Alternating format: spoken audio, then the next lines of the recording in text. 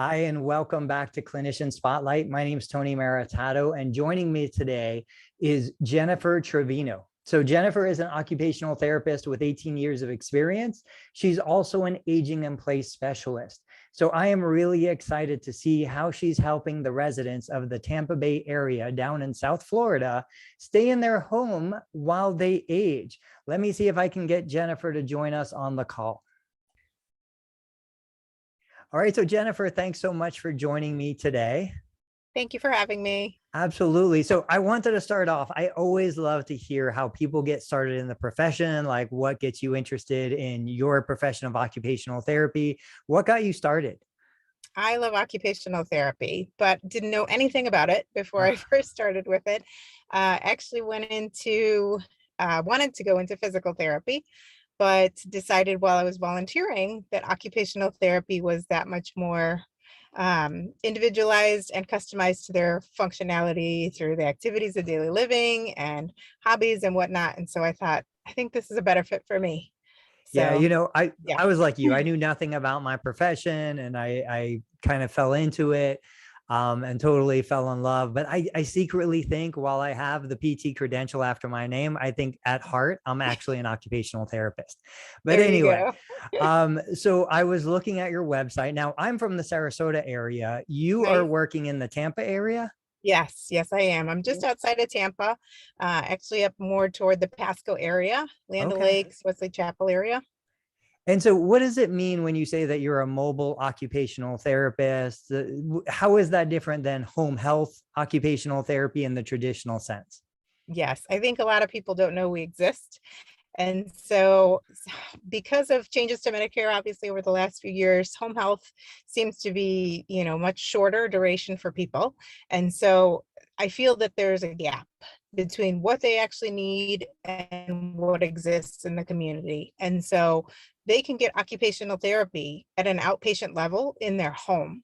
And with COVID and everything else going on, there's so many people that either A, cannot make it physically, or B, you know, are just not sure if they want to get out there. And so I think mobile occupational therapists and or mobile outpatient therapists meet the need by being able to treat the client in the home at an outpatient level, which is definitely where they need to be.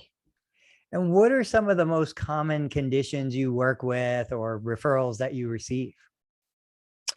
Lately, I mean, it varies from time to time, especially being in Florida with all the snowbirds, a lot of the orthopedic conditions.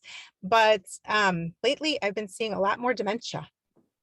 Okay. And is that, are these referrals that are coming from the physician, or these family members that are seeking out services? I know that we've been in a situation where my mom, before she passed away back in 2017, was dealing with some cognitive decline and some dementia. And we really struggled because she wasn't able to get out of the house, but she wasn't homebound. So she didn't qualify for Medicare Part A. Now you Exactly. are a contracted Medicare Part B provider.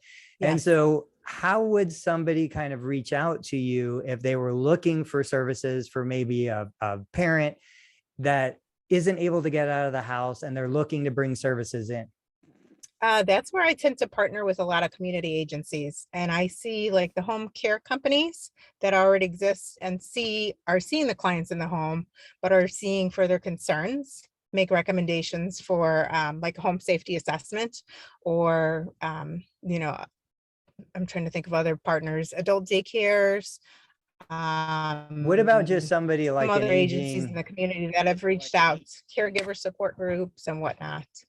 what about just somebody like me, an aging child in the community with a parent who needs help? Would it be something that I could just reach out to my mom's physician to get an order and start, the initial evaluation? Yes, absolutely. By all Okay. means. I've had a few people that have done that.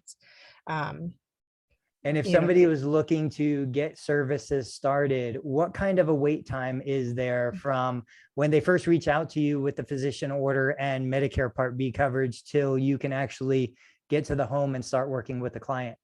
very minimal, very minimal. A lot of the people I usually try and pick up and see the same week. Wow. Okay, that's great, especially in this day and age where it's taking weeks and months to get into brick and mortar outpatient clinics.